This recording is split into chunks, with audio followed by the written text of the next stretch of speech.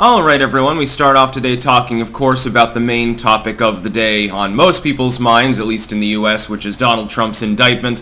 They unsealed the indictment. It's, 48 pages of horseshit basically. It just reiterates effectively the same thing that they've been claiming about the Mar-a-Lago documents anyway, so it doesn't really move any metrics for me. It's like, oh, well, we claimed that Donald Trump took his work home with him, and he didn't declassify it through whatever methodology they believe exists for a president to have to go through to even do so. And then he was asked for the documents, but despite the fact that he claims he declassified them, so it might be data retention rules breaking, but it's not exactly espionage, etc. That's, by the way, the result. The use of that charge is the result of the overstretching of the term espionage. And then he misled investigators. He engaged in corruption and lying, and he was bringing his papers off to Bedminster in order to hide them from the feds. That's very interesting, because I seem to recall that they were just saying about a week ago that there was no need to search Bedminster because they didn't think there was any probability that anything important was there. So what gives here? The timeline is not making 100% sense at this time. His valet has been charged, of course, Walt Nauta. And he's charged with conspiracy. Effectively, he was the one that helped coordinate the movement of all the classified material from place to place. And by the way, there were classified materials randomly stashed in the pool room and the lounge and place, so outside of the locked room with the Mar-a-Lago, that, by the way, was retrofitted with a second lock, partially at the behest of the federal government's urging. I don't know whether that's the truth, because I seem to recall at the Mar-a-Lago raid that's unaccounted for. Then we have, of course, some of the tapes that they say are legit, and deepfakes are a thing now, so we'll wait and see, I suppose. Don't get your hopes up, liberals. Just joking on that one. They are actually authentic. You've got the Bedminster tape and so forth, which it looks like it's been selectively edited by Jack Smith slightly. That's a problem. Under normal legal circumstances, if Orange Man not bad, you can get a mistrial on things because of things like that. It looks like several words were selectively edited out of the Bedminster tape. You can look that up if you want to over on Twitter, and there are some people picking that apart, which make it seem a little bit less certain that Donald Trump was convinced that the document he was referring to at the time, a defense document too, he can't declass it, was actually top secret. It appears that there's some nuance deliberately missing from that particular claim, because that's literally one of the charges that's involved with the indictment here. They've been indicted on a bunch of charges, just like with Alvin Bragg and the Manhattan DA. It's an element of overcharging. I don't know that they'll actually end up in the end being able to convene a Floridian jury that will actually find him guilty. He faces hundreds of years in prison if he's found guilty. Now, assuming that you have a random sampling of people, Trump's peers in Florida, you'll get a couple DeSantis fans that are like, well, if he's out of the way, maybe Ron wins. And you'll get a few liberals there. They'll be inclined to find him guilty. But it's Trump country, too, so you would expect that at least one person on the jury will have the balls to hang the jury and prevent this shit from going forward. I like, by the way, we got to talk about the responses by some people. Mitt Romney, Christie, and Geraldo Rivera, notably. Christie calling it disastrous. This is really bad for Donald Trump. Well, considering that he's your opponent in the primaries right now, I wonder why Christie would have that opinion. He's entirely self-serving. Again, I like that his campaign launch starts off with, "I'm an idiot and have poor judgment."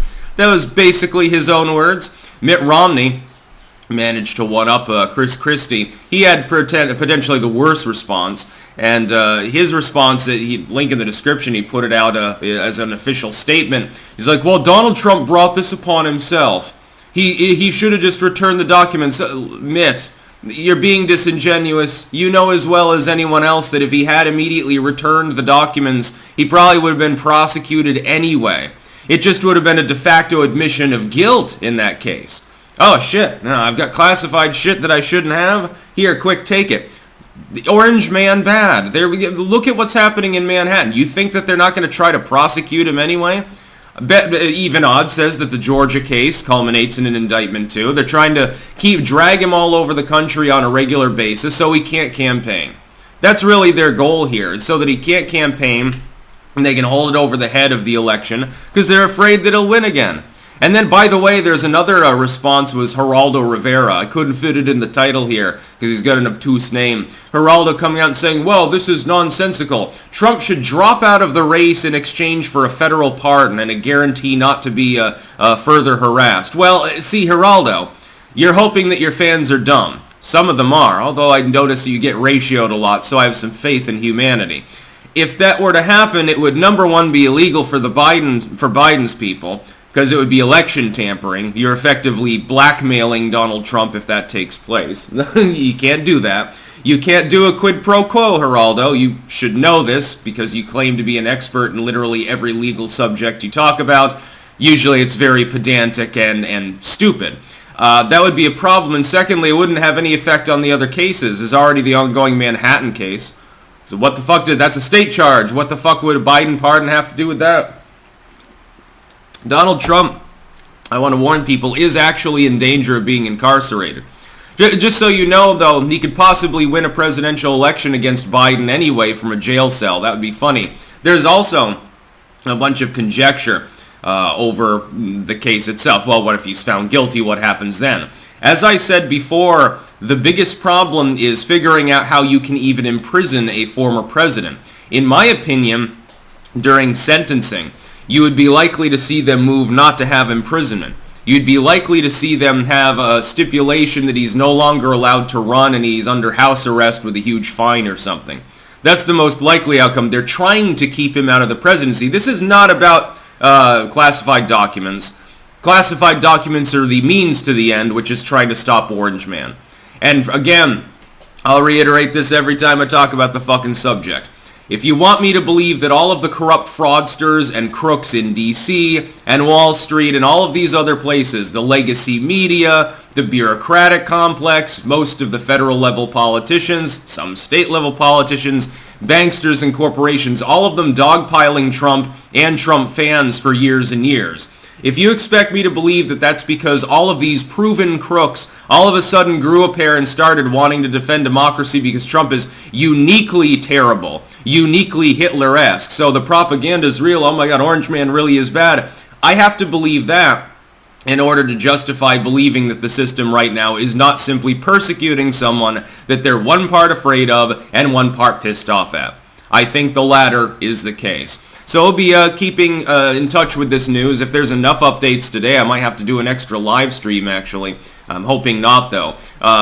So I guess on Tuesday, he's going to go and get booked, so he's going to do the perp walk again, sort of bullshit. He's hoping to get a mugshot released, because that would be like the best-selling t-shirt in U.S. political history. Trump definitely should own that one immediately if it is released. After all, it's an image of you. I'm assuming that you can commercialize it. I make 10 million bucks in a day on sales. I know, I'd get one. That'd be fun. Have a Trump arrest shirt. That's about all. Peace out.